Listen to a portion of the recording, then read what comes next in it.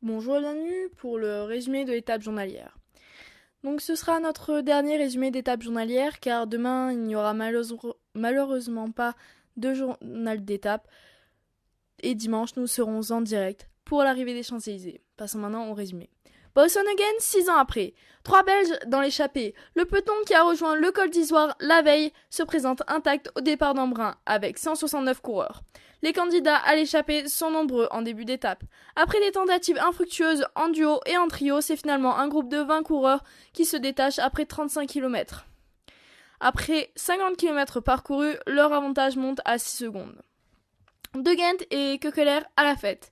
Le groupe évolue avec la bénédiction des coureurs de Sky, qui roulent en tête du peloton sans réellement lancer de poursuite. Après la mi-course, Thomas de Gendt apporte sa contribution à la fête nationale belge en remportant le sprint intermédiaire de Banon, km 136,5, où Michael Matthews, bien que roulant au cœur du peloton, est assuré de remporter le maillot vert à Paris. Un peu plus loin, c'est Jens Koekkoek, qui porte la Belgique à l'avant en entrant en solitaire dans les 60 derniers kilomètres, avant d'être rappelé à l'ordre par ses compagnons de route une poignée de kilomètres plus loin. 9,35 d'avance au col du Pointu. La montée au col du Pointu incite aux tentatives.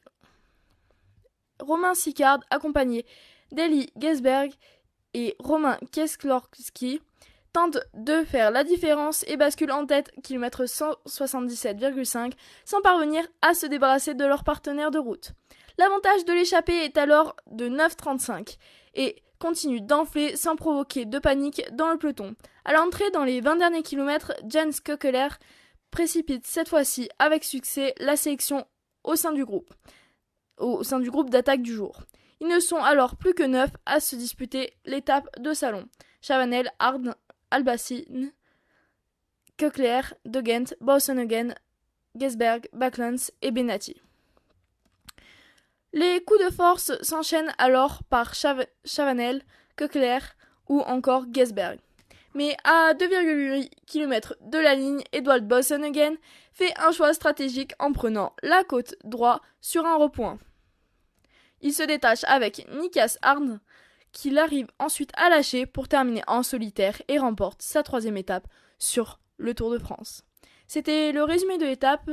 N'oubliez pas que c'était notre dernier résumé d'étape car dimanche nous serons en direct pour l'arrivée des Champs-Élysées, un direct commenté par Martin Reynaud. Passons maintenant au classement.